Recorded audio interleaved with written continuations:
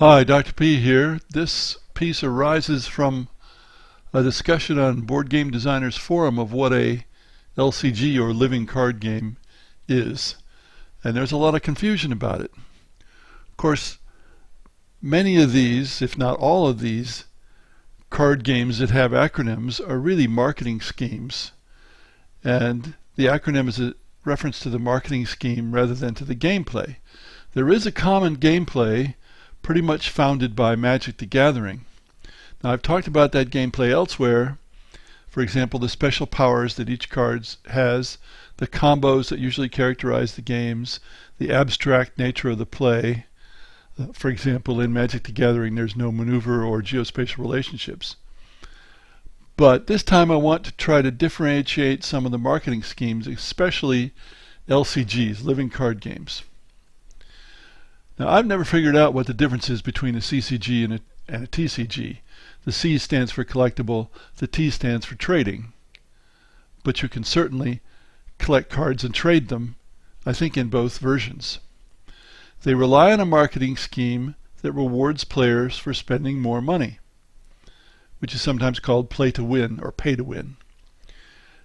They start with a deck construction metagame. The players, outside of playing the game face-to-face, put together groups of cards that they think will regularly prevail over the decks constructed by other players.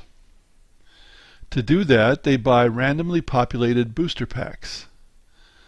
So they don't know what they're going to get.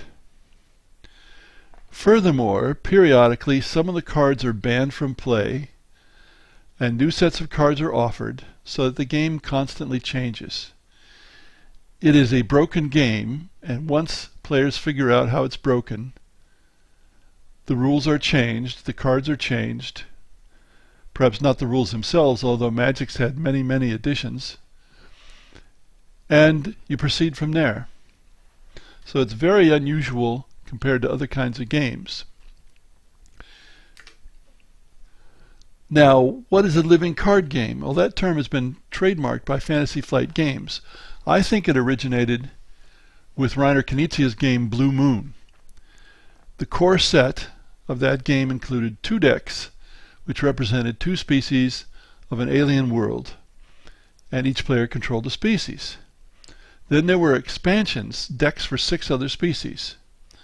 I think the original idea was that you didn't construct decks. In other words, you didn't mix cards together, but you took one deck and played it instead of playing one of the original 2 decks. Now later that may have changed. So how did this differ from a typical expansion for a board or card game? In typical expansions, you mix or meld the new materials with the old. In Blue Moon, you displaced one species deck with another without mixing. So it may have been a unique marketing scheme at that point. Now I don't know. From what I can gather, mixing has crept into LCGs for Fantasy Flight Games. And the only difference between an LCG and a collectible card game is this.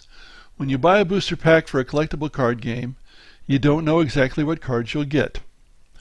When you buy a pack for an LCG, you know exactly what you'll get. So as someone put it, Magic the Gathering is gambling, and in LCGs you replace things with certainty. There's no gambling element. It's still pay to win, but it's not gambling. And of course, we've seen how enticing gambling is in video games with the recent hoorahs about loot boxes, where you pay and open a box and you get something, which is virtually pure gambling. So the question is the game pay to win? That is, do you get a greater choice of cards for deck construction by spending more money? Well, yes, even in LCG you do. Now it might be that in an LCG you can buy several packs and then you know you've got all the new cards. So you don't have the uncertainty of a CCG. So it might be cheaper to be able to have a choice from all the possible cards, but you still benefit from spending more money. So it is pay to win. Now, the pure LCG form where you replace one deck with another, is not pay to win. It's more like a normal expansion for a game, except that you replace something rather than meld them together. Now, how do shops and even players react to these marketing schemes? Well, by all the accounts that I've read, including from James Matha, who is both a shop owner and a publisher, shop owners don't like deck construction. They don't like the constant change scheme in new games. Nor do players want the publisher's hands in their pockets, and the players now know it. But the shop owners already have Magic the Gathering, Yu-Gi-Oh, and Pokemon, which are reliable sellers, so why would they risk more? And players will still play those games because so many other people play them and because they're so well known. From the point of view of a publisher, you need large sums of money, as in millions of dollars up front, to give away decks in the beginning and to support organized play if you want to establish your collectible card game. And you're never going to displace Magic the Gathering.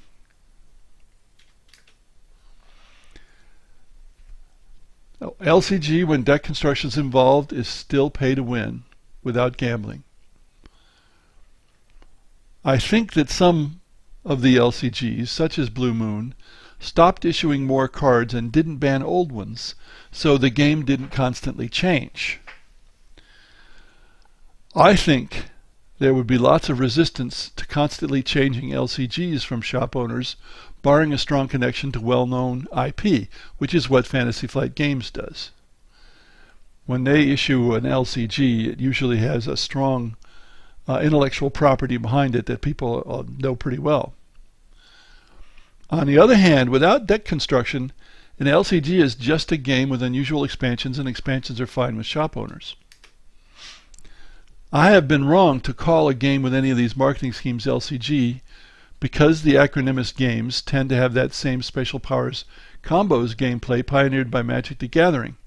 You can make an LCG that doesn't use the special powers combos gameplay. So we need another term. But card game with expansions is definitely not snappy. So what I've come up with is ECG, Expandable Card Game. And that's what I'm going to use for now. This is relevant to me because I'm working on an expandable card game. The game will come with 2 decks representing 2 national armies, and players can purchase more armies of other nations and then pit those against each of the other armies. That's what I think of as an LCG, but because of the confusion about what LCG means, I'm going to call it Expandable Card Game. Thanks for listening.